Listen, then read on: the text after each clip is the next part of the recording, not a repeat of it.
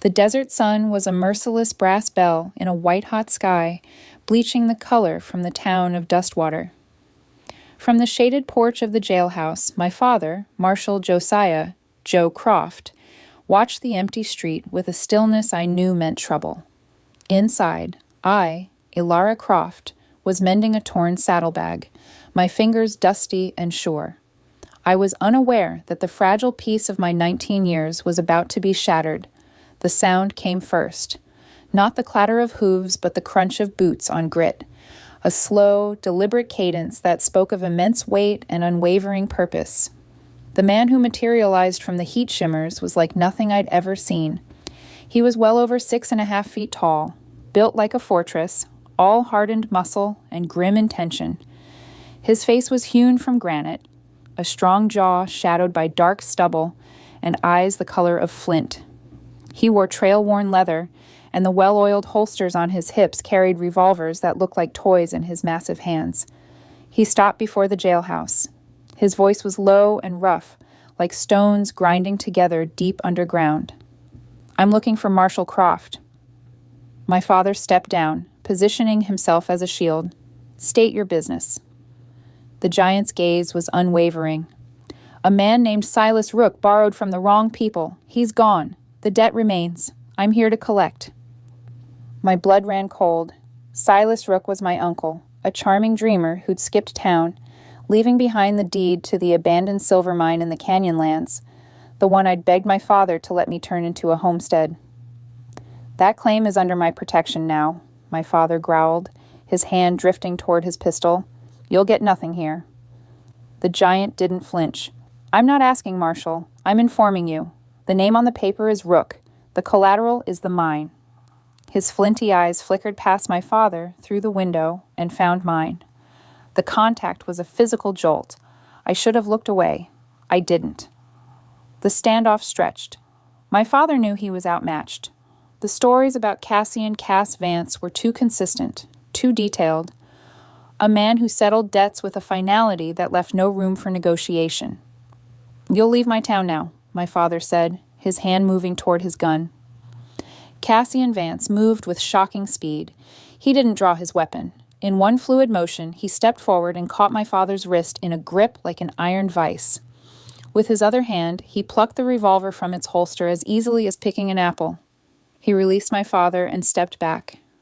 "You're a brave man, Marshal. Stupid, but brave. I respect that. Which is why I'm going to walk away now and return tomorrow for my answer. But know this." His voice dropped, becoming dangerously quiet. "The next time we speak, there will be no more warnings." He tucked my father's gun into his own belt and turned. I kept watching, my eyes locked on his broad back as he walked away. And when he paused at the end of the street and looked back over his shoulder, when his eyes found mine one more time, I still did not look away. That night, I lay in my bed, staring at the ceiling. I should have been planning how to help my father. Instead, my mind kept returning to the way Cassian Vance's voice had sounded, the way his hands had looked, so large they could probably span my waist, and the way he had moved with a predator's grace. I pressed my thighs together, shocked by the heat pooling low in my belly. No one had ever warned me that fear and desire could feel so similar. The next morning, the sound of his footsteps returned.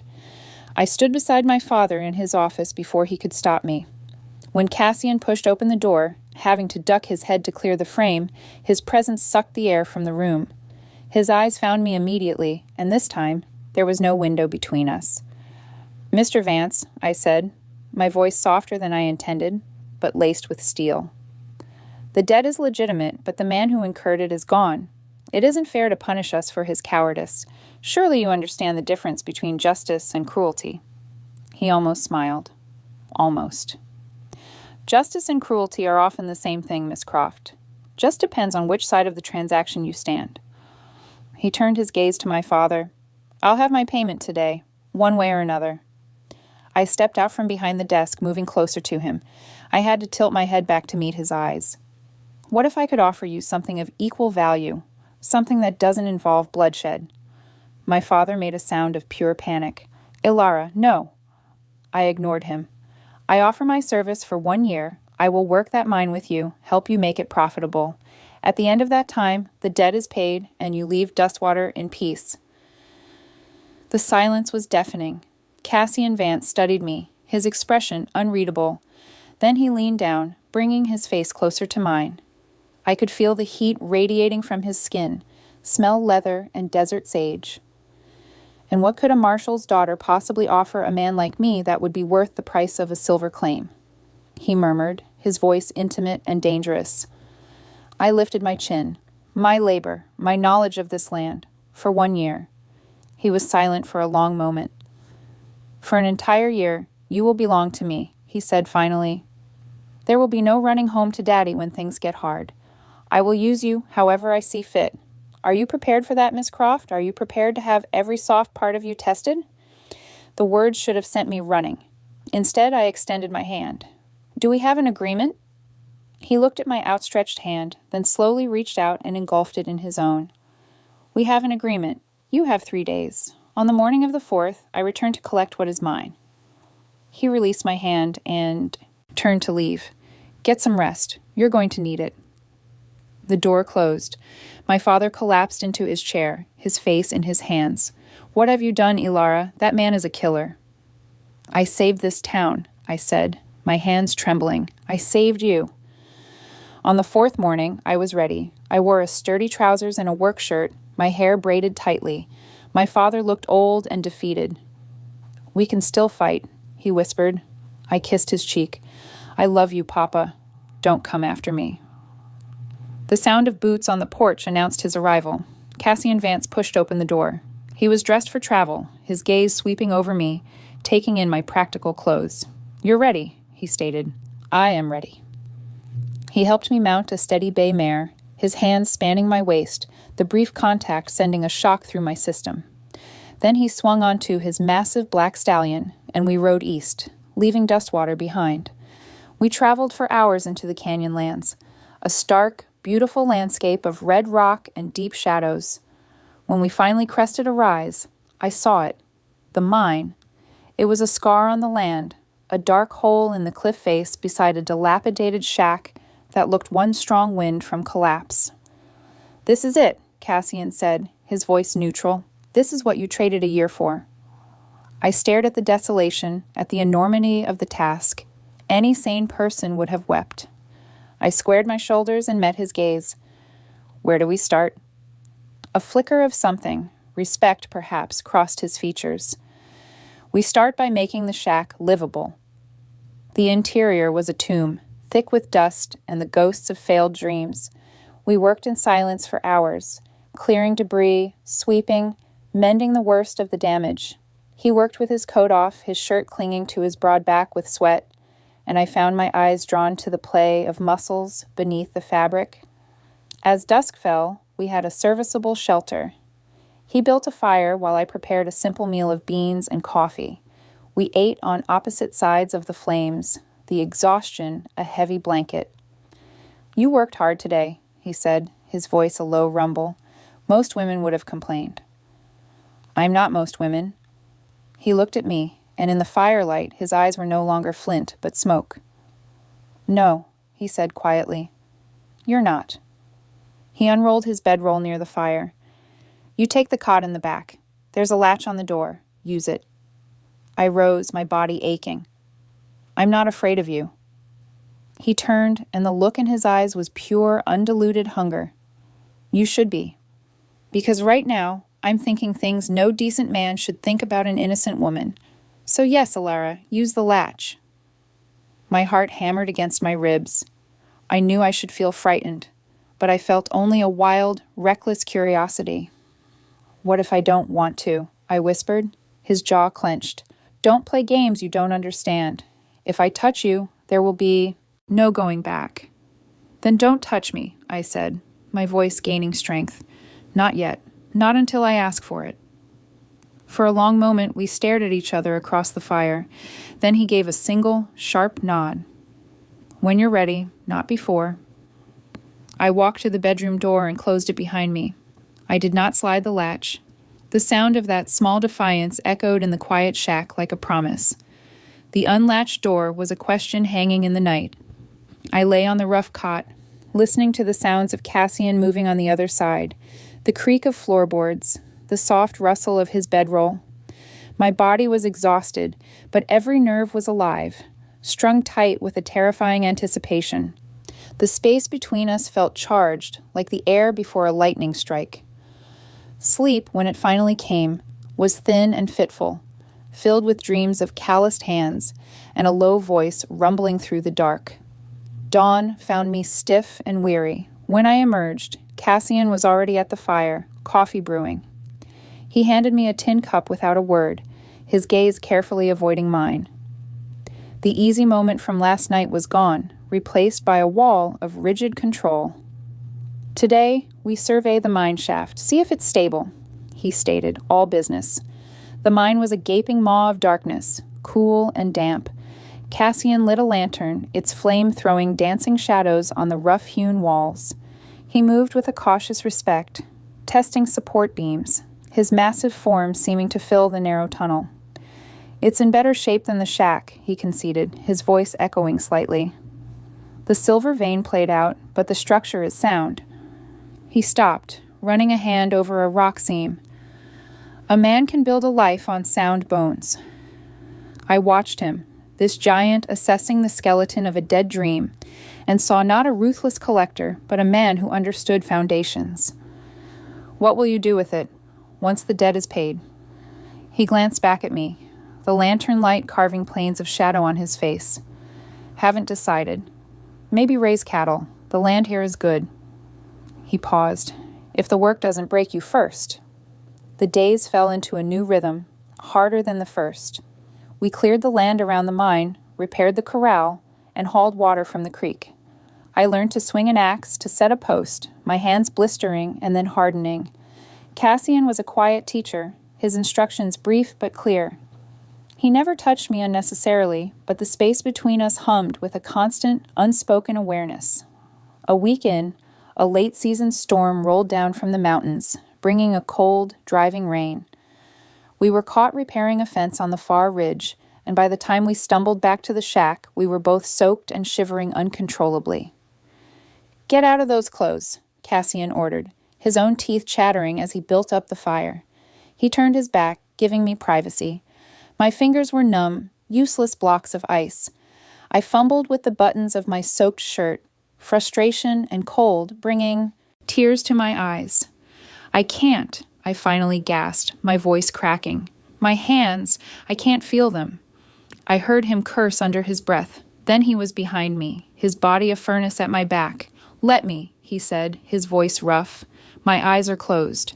His hands, impossibly large and warm, covered mine for a brief second before moving to the first button. I felt him hesitate, felt the fine tremor in his fingers.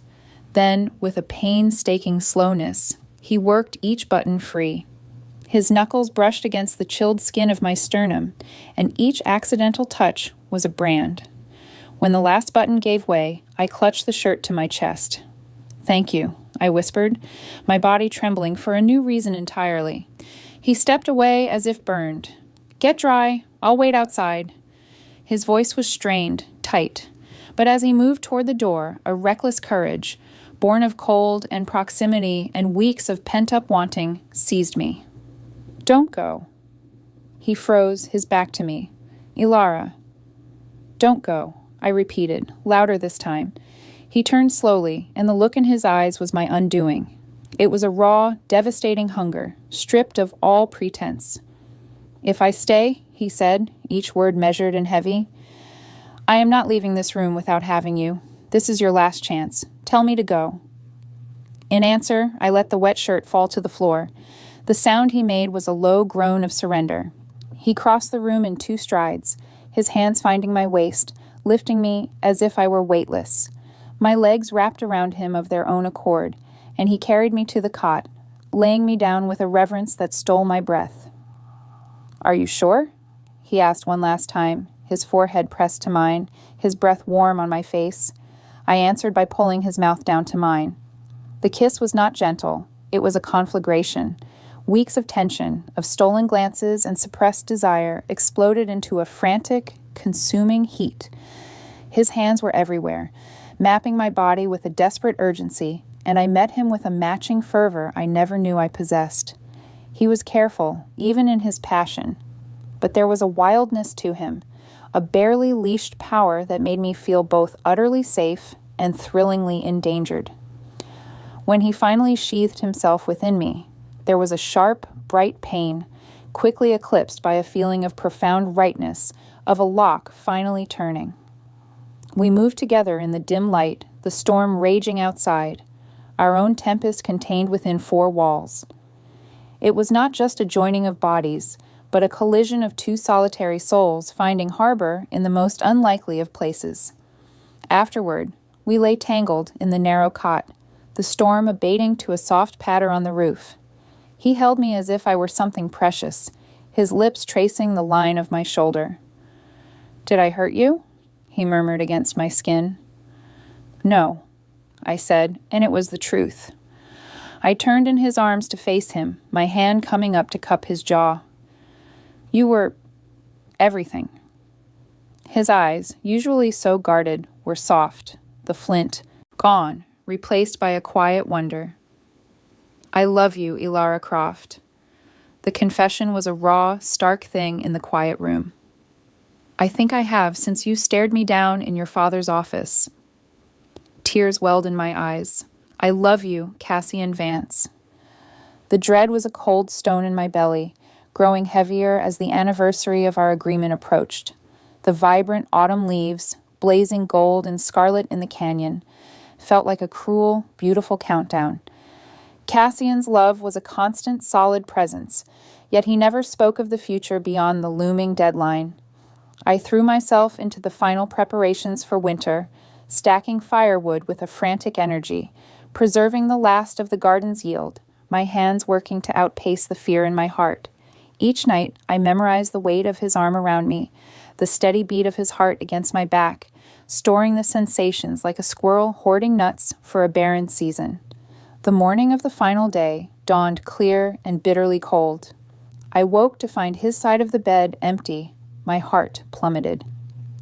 Pushing back the quilts, I dressed with trembling hands and walked into the main room. He stood by the window, already dressed in his trail coat, his broad back to me. A packed saddlebag sat by the door. The sight of it stole the air from my lungs. This was it. The debt was paid. He was leaving. Perhaps he expected me to find my own way back to Dustwater. He turned, and his face was a carefully neutral mask, the same one he'd worn the first day we met. "The year is over," he said, his voice flat. "As of today, the debt is satisfied. You have fulfilled your obligation." The words were formal, final, a judge passing a sentence.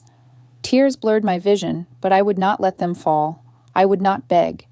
I had come to him with my head high, and I would leave the same way. "I see," I managed, my voice thick. "I'll gather my things." I moved to step around him, to retreat to the bedroom and salvage what was left of my composure, but he caught my arm. His grip was gentle, but unyielding.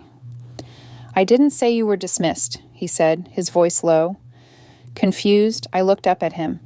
The neutral mask was gone, replaced by an intensity that made my breath hitch. "The year is over," he repeated, stepping closer. "The debt is paid, but I find myself in a new kind of debt, Ilara, one I can never repay." He reached into his pocket, and when his hand opened, a simple, beautifully crafted silver band lay in his palm. It was forged from the first nugget we'd pulled from the mine together, polished to a soft gleam. "You didn't just work a claim," he said, his voice rough with emotion. "You built a home. You took a man who was little more than a weapon and reminded him he had a soul. You gave me back my humanity." He dropped to one knee, his flint-colored eyes gazing up at me, full of a vulnerable hope I had never seen there before. "The agreement is finished, but I am asking you now, as a man begging for his future, will you stay? Not for a year, for always. Will you be my wife?" The world tilted. The cold stone of dread dissolved, replaced by a soaring, incandescent joy that left me breathless. A sob escaped me, and I fell to my knees in front of him, my hands framing his face. "Yes," I choked out, laughing through the tears now streaming freely down my face. Yes, Cassian Vance. 1,000 times. Yes. I never wanted to leave. This is my home. You are my home. He let out a shuddering breath as if he'd been holding it for a year and slid the ring onto my finger. It fit perfectly. When he kissed me, it was not with the desperate hunger of our first night, but with a profound, soul-deep tenderness that felt like a vow in itself. We were married a month later in Dustwater, in a small ceremony that saw my father, with tears in his eyes, finally shake Cassian's hand with genuine respect. The townsfolk, who had once crossed the street to avoid him, now came to wish us well, their fear replaced by a cautious admiration for the thriving ranch the Vance place had become. Life did not become easy, but it became deeply, richly satisfying. The mine, which we worked in the quieter seasons, provided just enough. But it was the cattle and the land that truly became our legacy. We built a proper house from timber and stone, its windows looking out over the valley we had nurtured together. The old shack remained, a sacred relic of our beginning. Children came, filling the new house with laughter and chaos. Our firstborn, a son with my serious eyes and his father's quiet strength, we named Joseph. A daughter, wild and free, with Cassian's dark hair and a fearless spirit all her own, followed 2 years later. They grew up with the canyon as their playground, learning to ride and read the land almost before they could walk. Cassian was a patient, devoted father, his massive hands impossibly gentle as he showed our son how to hold a newborn lamb or lifted our daughter onto her first pony. Watching him with them, I saw the last of the shadows leave his eyes, replaced by a quiet, enduring contentment. Years turned, etching their passage on our faces and our land. The ranch prospered, and Cassian, the former enforcer, became a pillar of the growing community, his judgment trusted, his strength a resource for others. The legend of the ruthless giant was replaced by the story of the man who had found redemption in the love of a marshal's daughter. Now, as I sit on the porch of the home we built, a cup of coffee warming my hands, I watch him. His hair is shot with silver, his frame a little less like granite and a little more like a sturdy old oak, but his shoulders are still broad, his presence still the anchor of my world. He walks toward me, having just helped our daughter mend a fence line, a small wildflower tucked behind his back. He doesn't say anything, just offers me the flower, his eyes holding the same. Wonder they did the first time I told him I loved him. I take it, our fingers brushing, and the simple contact still sends a familiar thrill through me. "What are you thinking about, my love?" he asks, his voice still that low rumble I feel in my bones. I look out over the valley, at the cattle grazing, the garden bursting with life, the sturdy home standing as a testament to our shared labor. I think of the sheltered, determined girl I was, making a desperate deal to save her town, never imagining she was actually stepping into her destiny. "I'm thinking," I say, leaning my head against his arm as he sits beside me, "that I would choose you again. In every lifetime, in every world, I would find you and choose you all over again." He wraps his arm around me, pulling me close. The desert sky above us is endless, a deep, brilliant blue stretching over the land we had healed, just as we had healed each other. The debt was paid long ago, but the love was a treasure that grew more precious with every passing season. If this story of resilience and redemption resonated with you, please show your support by liking this video and subscribing to the channel for more tales of the heart. Your engagement helps us keep telling these stories. Thank you for watching.